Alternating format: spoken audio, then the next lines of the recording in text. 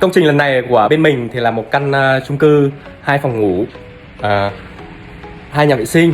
Và hiện thì bên mình thực hiện là cải tạo lại cái căn hộ đã khoảng 10 năm tuổi. Thì nó cũng đã có cái tình trạng là bị xuống cấp. Chính vì thế mà chủ nhà đã thực hiện cải tạo lại liên quan nhất là đến cái phần chống thấm. Thì lát nữa mình sẽ cho các bạn xem các cái hiện trạng cái nhà này nó bị thấm rất là nặng.